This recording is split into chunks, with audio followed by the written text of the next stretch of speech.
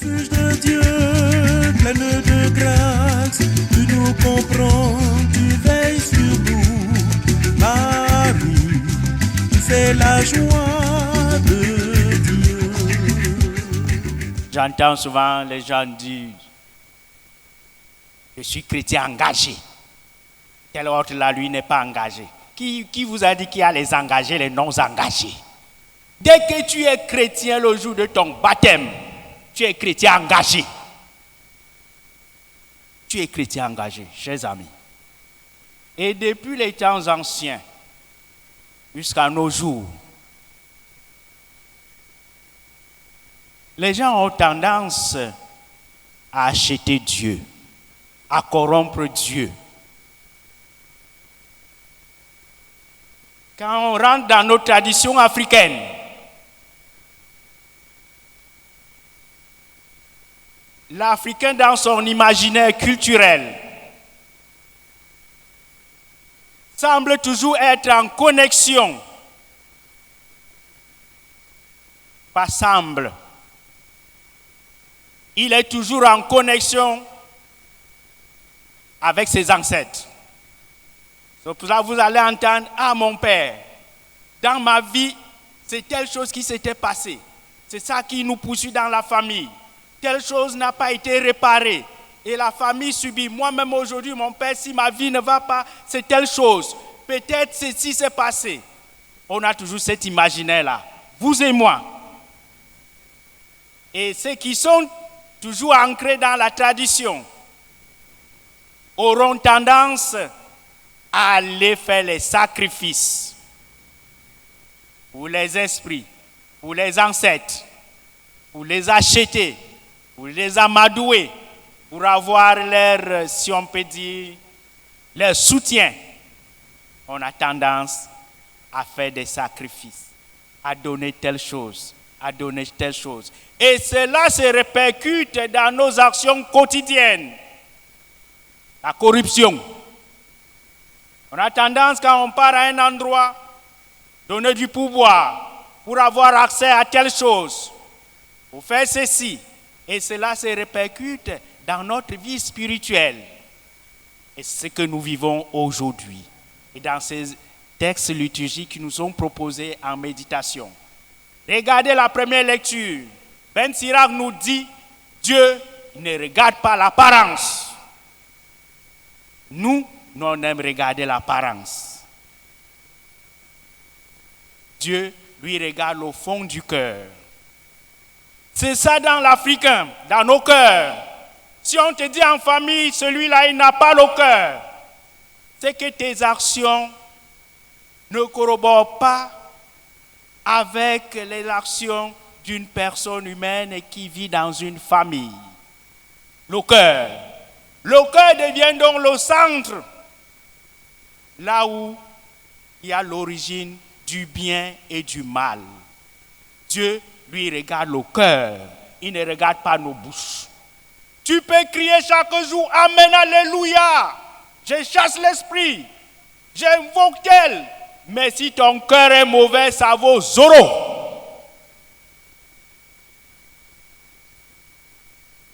D'autres même vont dire, je vais télécharger la puissance de Dieu sur vous. Mais si ton cœur n'est pas bon, il n'y a rien, c'est zéro. Donc il y a une certitude, chers amis. On ne peut pas tricher avec Dieu. Il faut le retenir aujourd'hui. On ne peut pas tricher avec Dieu. Tu peux tricher avec les hommes, mais avec Dieu, tu es nu comme un ver de terre. Il te connaît. Et cela nous échappe. On pense quand on fait ceci, on bouge, on saute, on crie. Ah, on est bien devant Dieu. Mais Dieu connaît ton cœur. Il sait qu'à la maison, tu es une panthère. Et qu'à la maison, tu es... on se connaît. Suivez mon regard. Même ici, là, il faut regarder quand on s'assoit ici. Tu regardes à côté de qui je veux m'asseoir. Même à l'église, on fait la discrimination. On regarde les apparences. Aïe! Et on veut aller chez Dieu. Il y a un point d'interrogation. Chers amis, il est essentiel de ne pas se présenter en vertueux devant Dieu, parce que Dieu te connaît. On doit être nu quand on est devant Dieu. Nu. Parce qu'il te connaît. Ne cache rien. Il te connaît, chers amis. La semaine dernière, on nous avait parlé d'une femme, d'une veuve, qui partait chez un juge. Elle était persévérante.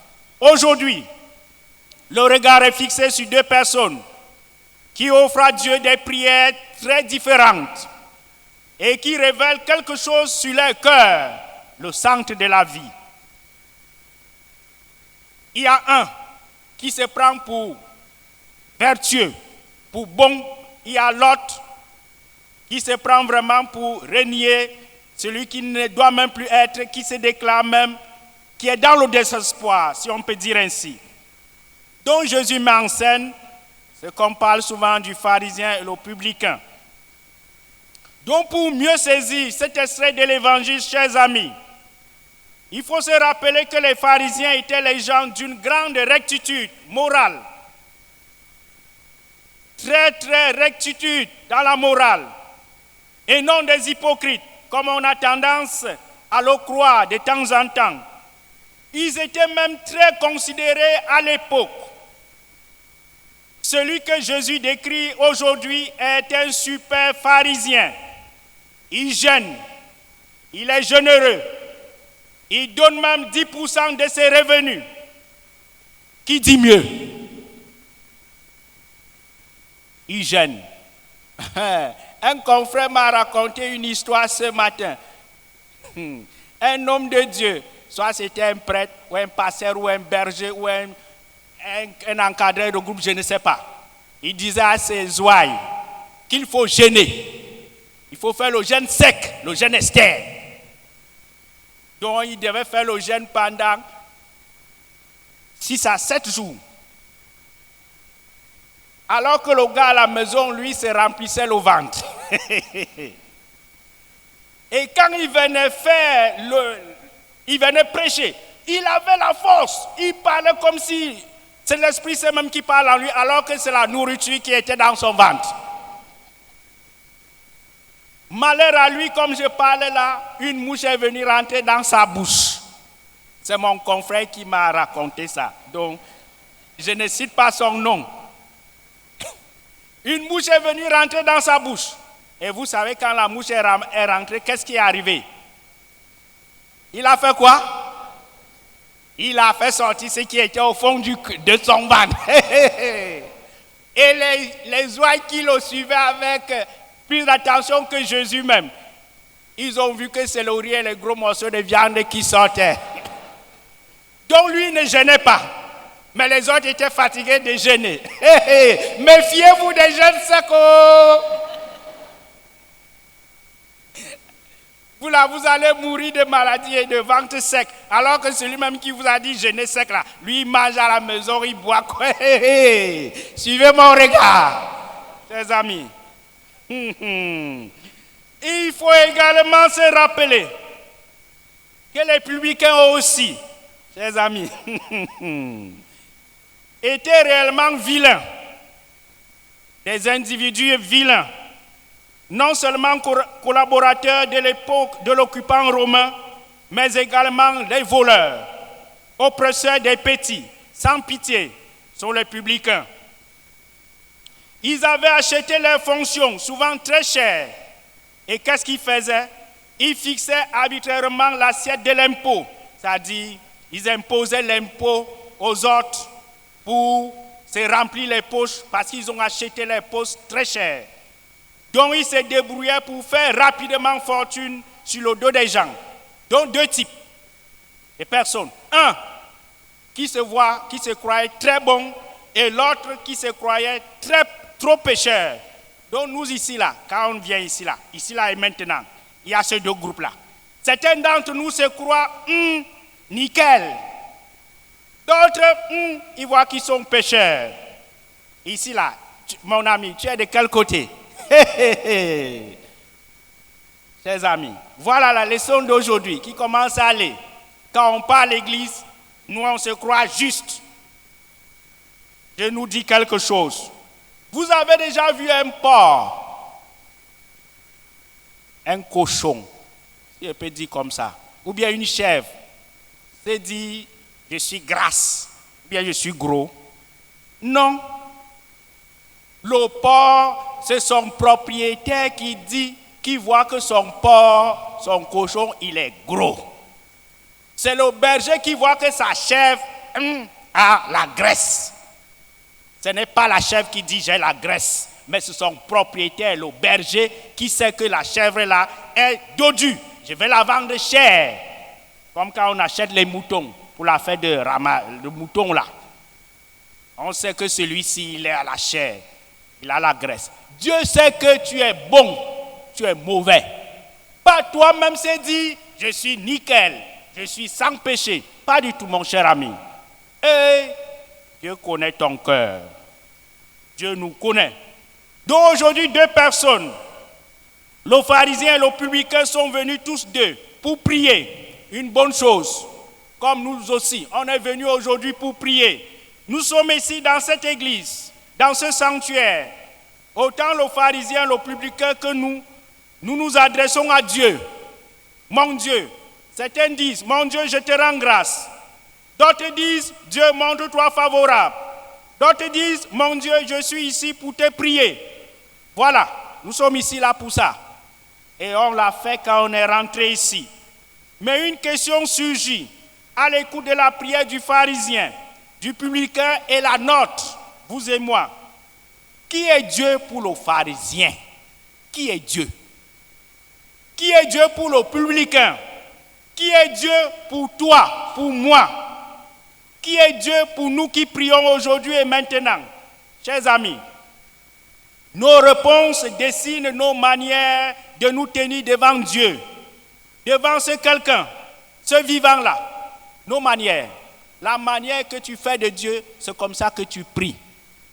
Chers amis, se comparer aux autres ne peut qu'engendrer en nous une foule d'attitudes néfastes, de l'autosatisfaction. Dieu merci, je ne suis pas comme les autres. On dit souvent. D'autres vont dire l'orgueil engendre le mépris des autres et l'envie engendre la jalousie. Chers amis, ne croyez-vous pas que là réside tout le malheur de l'homme, vous et moi? Et ce que je dis de notre expérience personnelle est valable aussi pour les individus, pour les groupes humains, pour nos associations et nos communautés. Chers amis, aujourd'hui, quel est l'appel lancé par Jésus? Devenir juste et miséricordieux. C'est dit dès le début du récit et en conclusion. Qu'est-ce que cela veut dire, chers amis? Paix et joie. Il ne faut pas dormir. Et ceux qui ont laissé leur téléphone ouvert, ils ne sont pas ici. Ils sont dans leur téléphone. Ils regardent les messages. Mais tu es à l'église, tu dis que je suis venu prier Dieu. Tu es dans ton téléphone, dans ton WhatsApp, dans ton Facebook. Tu n'es pas ici avec nous. Quand Jésus, au dernier jour, il te dira quand je passais, tu étais courbé sur ton téléphone. Tu étais toujours dans ton téléphone. Et on dit toujours, mon Père, j'ai pris chaque jour. Comptons le nombre de fois que nous prions et comptons le nombre de fois que nous touchons à notre téléphone. Faites le calcul. Dans l'après-midi, vous me direz la réponse, pas maintenant. Donc être juste au regard de Dieu, c'est s'ajuster à son désir, à sa volonté, non pas à la manière d'un domestique à la maison, vis-à-vis de son maître. Les domestiques que nous avons là à la maison, ils sont là soumis à vos ordres. Tu tousses, qu'est-ce que tu dis maman? Qu'est-ce que tu dis papa?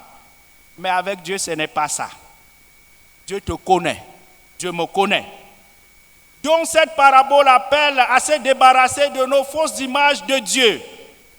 Dieu ne fait pas de différence, nous dit la première lecture, de nos fausses croyances qui dorment encore dans nos mémoires.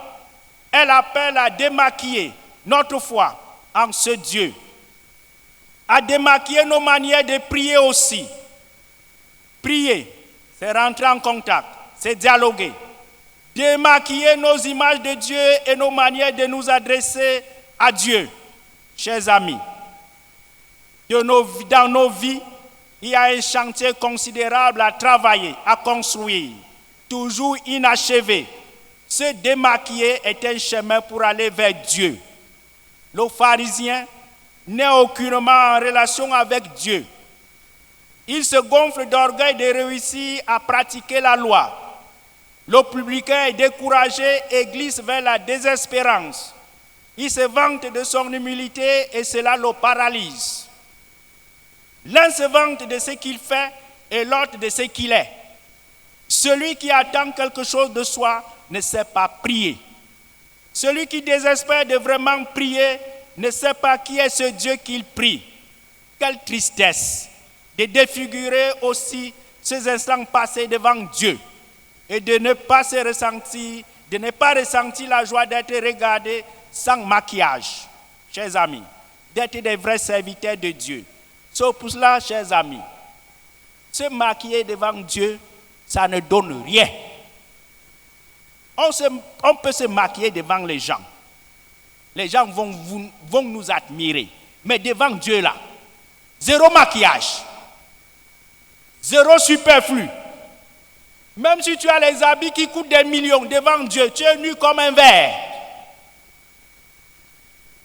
Même si tu as quelle richesse devant Dieu, tu es rien.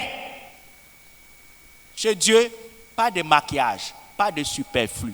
Allons à Dieu tel que nous sommes, chers amis. Et vous verrez des miracles.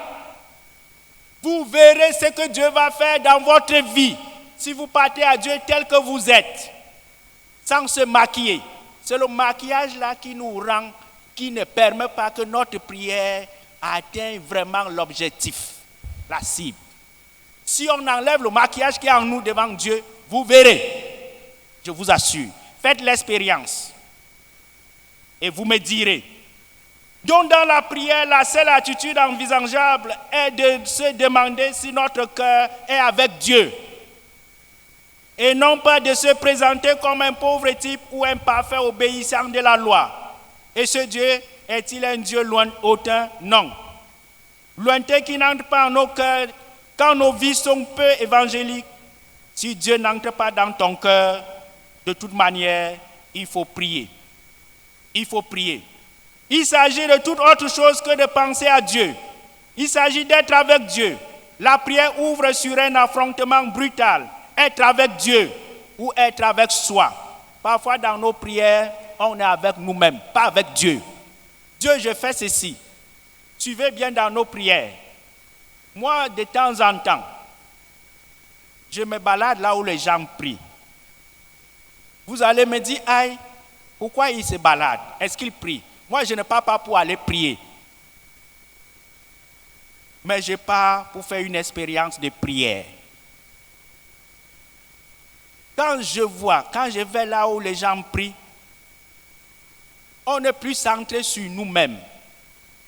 Regardez depuis le matin, depuis que nous sommes arrivés ici, nous sommes allés vers la Vierge, on a prié, d'autres étaient dans les salles. Regardez toutes nos intentions, comment on a prié. On était centré sur nous-mêmes. Il faut enlever, il faut faire ceci. Personne n'a prié Dieu, aide-moi à aller au ciel quand je veux mourir. Paix et joie. Difficile de prier pour que Dieu t'aide à aller au ciel. Mais on va toujours prier, Dieu aide-moi ceci, Dieu aide-moi cela. C'est pour ça que je dis, chers amis, le verbe donner là, il faut savoir le conjuguer au présent de l'indicatif avec Dieu. Mais nous on aime le conjuguer à l'impératif. Donne, donne, donne. Quand est-ce que toi tu vas donner à Dieu?